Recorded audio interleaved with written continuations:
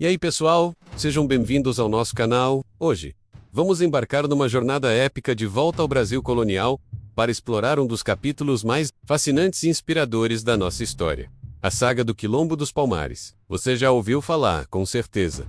Mas você sabe a real dimensão do que foi Palmares? Não era apenas um vilarejo escondido na mata. Era um verdadeiro reino, uma nação africana em pleno território brasileiro, que resistiu por quase um século. Vamos desvendar juntos como esse símbolo de liberdade nasceu, floresceu e lutou bravamente pela sua existência. Para entender Palmares, precisamos voltar um pouco no tempo, para o início da colonização do Brasil. A economia da colônia era movida pela cana-da-açúcar e a mão de obra utilizada era, em sua vasta maioria, de africanos escravizados, trazidos à força de suas terras. Eles eram submetidos a condições desumanas, trabalhando de sol a sol nos engenhos, sofrendo castigos terríveis e tendo sua cultura e sua humanidade negadas. Mas, mesmo diante de tanta brutalidade, o espírito de resistência nunca morreu. Desde o primeiro navio negreiro que aportou aqui, houve resistência. E a forma mais radical e organizada de resistir era a fuga. Esses homens e mulheres corajosos que escapavam das fazendas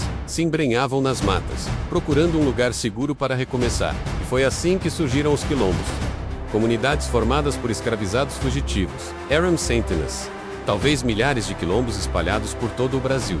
Mas nenhum, absolutamente nenhum, se compara ao Quilombo dos Palmares. Situado na Serra da Barriga, na antiga capitania de Pernambuco, hoje no estado de Alagoas, Palmares não era um único povoado, mas sim uma confederação de vários mocambos, que eram as aldeias fortificadas. Os mais importantes eram Macaco, que funcionava como a capital, Subupira, Zumbi e Acotirene. Juntos, esses mocambos formavam uma verdadeira nação, com uma população que em seu auge chegou a ter entre 20 e 30 mil habitantes. Para ter uma ideia, a cidade do Rio de Janeiro, na mesma época, tinha por volta de 12 mil habitantes. Palmares era uma potência demográfica. A vida em Palmares era organizada e autossuficiente. Eles desenvolveram uma agricultura diversificada, plantando milho, feijão, mandioca, batata doce, além de terem uma rica atividade de caça e pesca. Tudo o que produziam era dividido comunitariamente. Eles também eram mestres na metalurgia, fabricando suas próprias ferramentas e armas.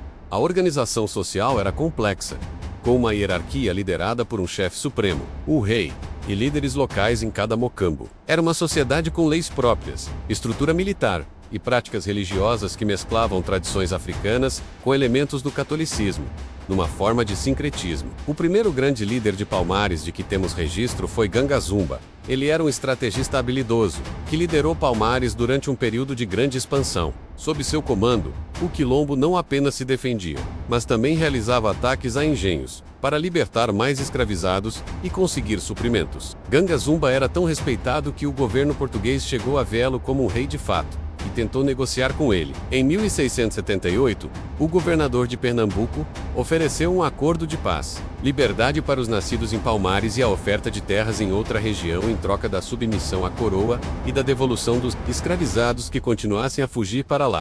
Ganga Zumba, talvez vendo o cansaço de seu povo após décadas de guerra, aceitou o acordo, mas essa decisão causou uma enorme divisão interna. Uma facção, liderada por seu sobrinho, um jovem e brilhante guerreiro chamado Zumbi, foi radicalmente contra. Para Zumbi e seus seguidores, a liberdade não era negociável. Eles não confiavam nos portugueses e acreditavam que a verdadeira liberdade só existiria com a autonomia total de Palmares e a destruição completa do sistema escravista. A paz não poderia ser construída sobre a condição de entregar outros irmãos à escravidão. Essa divergência de ideias levou a um rompimento. Ganga Zumba foi para a região oferecida pelos portugueses, mas o acordo se provou uma armadilha, e ele acabou sendo traído e morto. Com isso, Zumbi assume a liderança total de Palmares e se torna o novo rei. E é sob o comando de Zumbi que Palmares entra em sua fase mais intensa de resistência. Ele fortaleceu as defesas, intensificou o treinamento militar e transformou o quilombo numa fortaleza quase impenetrável. Zumbi se tornou uma lenda, um estrategista militar genial, um fantasma que assombrava os donos de engenho e inspirava terror nas autoridades coloniais. Para os escravizados, ele era a personificação da esperança, a prova viva de que era possível lutar e viver livre. A existência de Palmares era uma afronta direta à ordem colonial e ao sistema escravista. Era um mau exemplo que incentivava novas fugas e representava uma ameaça econômica e militar constante. Por isso, a destruição de Palmares se tornou uma obsessão, para a coroa portuguesa e para os senhores de engenho. Inúmeras expedições militares foram enviadas para destruir o quilombo, uma atrás da outra, mas todas fracassaram. Os guerreiros palmarinos, conhecendo o terreno como ninguém, e usando táticas de guerrilha, conseguiam derrotar exércitos muito maiores e mais bem equipados. Essa longa e sangrenta luta ficou conhecida como a Guerra dos Palmares. Foram décadas de conflito, mas no final do século XVII, a coroa decidiu que era hora de dar um golpe final. Para essa missão, contrataram o mais temido bandeirante da época, Domingos Jorge Velho.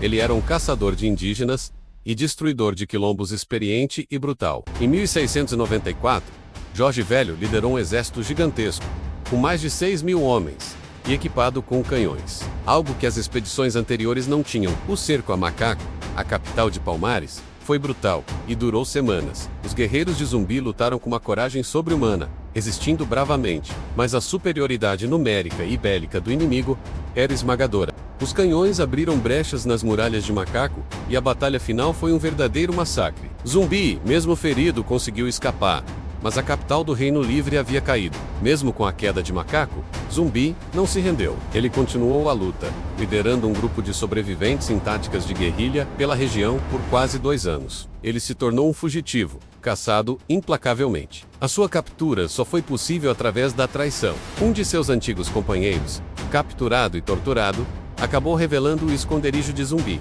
No dia 20 de novembro de 1695, Zumbi dos Palmares foi finalmente encontrado e morto em combate. Para destruir o mito e desencorajar qualquer outra rebelião, as autoridades coloniais cortaram sua cabeça, a salgaram e a expuseram em praça pública na cidade de Recife.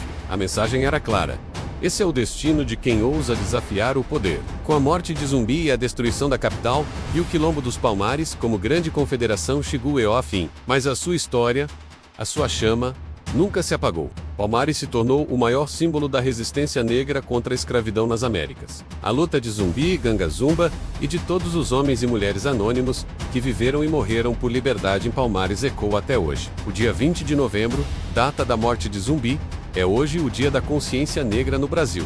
Uma data não de celebração, mas de reflexão e luta. É um dia para lembrar que a liberdade não foi um presente, mas foi conquistada com muito sangue, suor e resistência. Zumbi não é apenas um herói do povo negro.